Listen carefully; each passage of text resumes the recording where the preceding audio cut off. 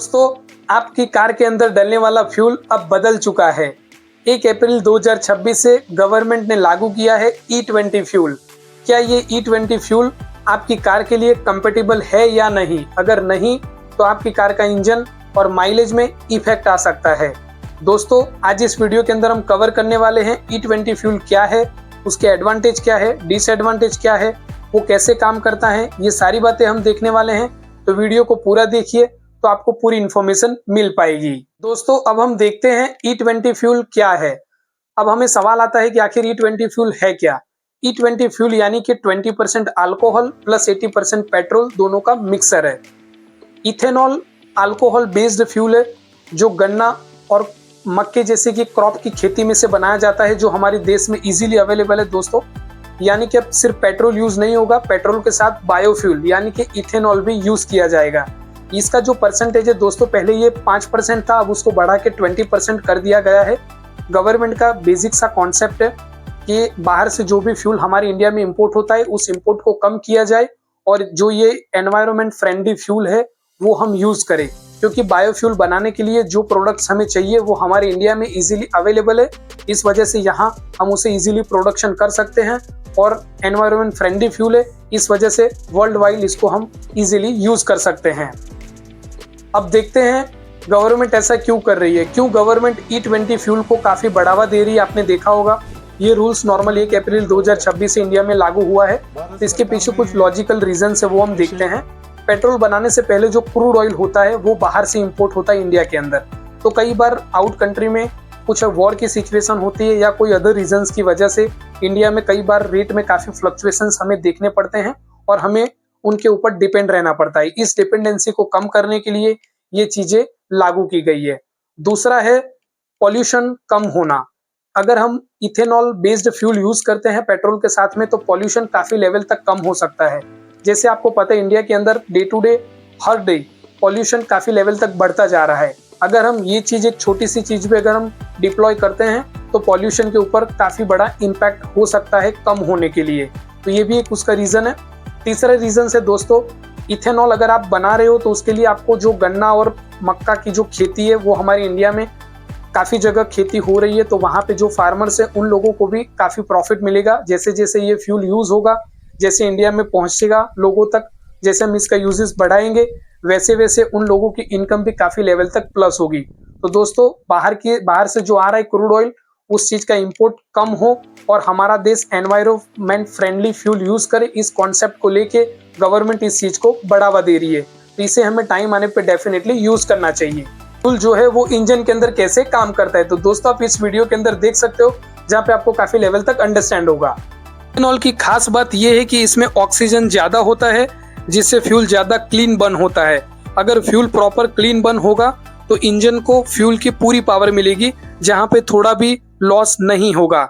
लेकिन इथेनॉल की energy petrol से कम होती है, इसीलिए माइलेज थोड़ा कम हो सकता है।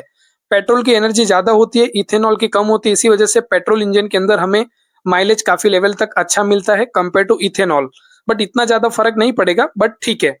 अगर कार आपकी पुरानी है तो कई बार रबर पार्ट्स फ्यूल सिस्टम पर भी इसका असर पड़ सकता है, इसीलिए ये नॉर्मली जो अभी BS6 फेज 2 के जो भी मैन्युफैक्चरिंग कारें जो मैन्युफैक्चर कर रही है उसके लिए ये ज्यादा कंपैटिबल है। देखते हैं E20 फ्यूल क्या आपकी कार के लिए कंपैटिबल है या नहीं। अब सवाल आता है कि E20 फ्यूल अभी मान लो 1 अप्रैल 2026 में इंडिया में लागू किया है, उसके पहले जो भी कार है अब उसके लिए सही है या नहीं।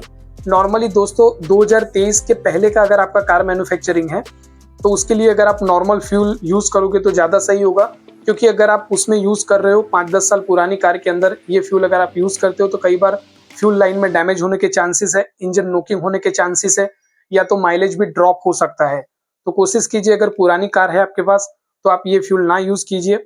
अगर मान लो आपकी जो नई कार है उसमें आप डेफिनेटली यूज कर सकते हो, क्योंकि BS6 फेज 2 के लिए ही पर्टिकुलर इस चीज को डिजाइन किया गया है, तो उसमें आप डेफिनेटली यूज कर सकते हो। अगर आप पेट्रोल पंप पे कहीं भी फ्यूल के लिए जाते हो तो वहां भी आप एक बार इस बारे में डिस्कस करके ही आप अपना फ्यूल पुरवाएं, ताकि आपको और आपके इंजन को कोई भी प्रकार की प्रॉब्लम ना हो। E20 फ्यूल्स के एडवांटेज देखते हैं। अगर हम नई कारों के अंदर ये यूज करते हैं तो क्या क्या एडवांटेज मिल सकते हैं।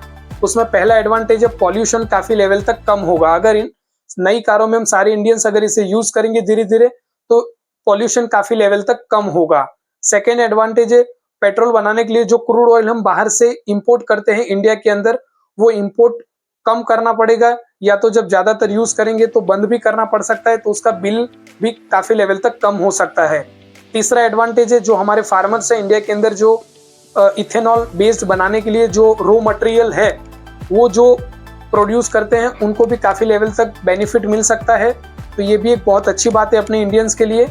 फोर्थ बेनिफिट है दोस्तों, इथेनॉल के अंदर ऑक्सीजन ज्यादा होता है, और जिस फ्यूल के अंदर ऑक्सीजन ज्यादा होगा वो इंजन के अंदर उस तरीके से पूरा बर्न होगा। अगर इंजन में पूरा बर्न हो रहा है तो इंजन को भी उसकी पूरी पावर मिलेगी, पावर का थोड़ा भी लॉस नहीं होगा। मेन अपना इंटेंस ये है कि देश को भी फायदा होगा और एनवायरनमेंट को भी काफी लेवल तक फायदा होगा। E20 फ्यूल के अब डिसएडवांटेज देखते हैं। एडवांटेज है दोस्तों, डिसएडवांटेज डेफिनेटली कुछ तो होंगे, जैसे कि पुराने व्हीकल के लिए थोड़ा रिस्की है।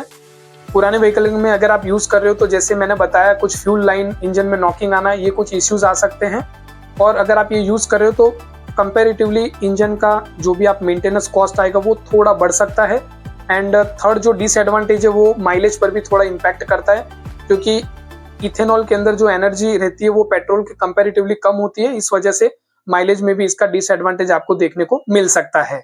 तो अब सवाल आता है इसे यूज करना चाहिए या नहीं। तो दोस्तों अगर आपके पास 2023 की बात की BS6 फेज 2 की कार अगर आपके पास है तो आंसर है डेफिनेटली यूज करना चाहिए। अगर आपके पास पुरानी कार है तो यहाँ मैं आपको बताऊंगा उसे थोड़ा अवॉइड करें, या तो एक बेस्ट प्रैक्टिस आप ये कर सकते हो कि धीरे धीरे शिफ्ट करें।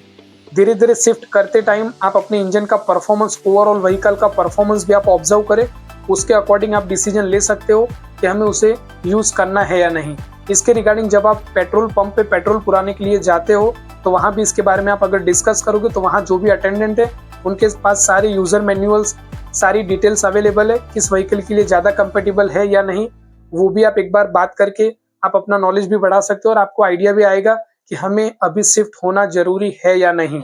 अगर नई कार है तो डेफिनेटली यूज करना चाहिए। ये थी डिटेल इन्फॉर्मेशन E20 फ्यूल के बारे में। अगर आप E20 फ्यूल यूज कर रहे हो तो उसके पहले अवेयरनेस होना बहुत ही जरूरी है। अगर आपकी कार E20 कंपेटेबल है तो डेफिनेटली इसे यूज करना चाहिए, ये एक अच्छा कदम है एनवायरनमेंट की तरफ जाने के लिए।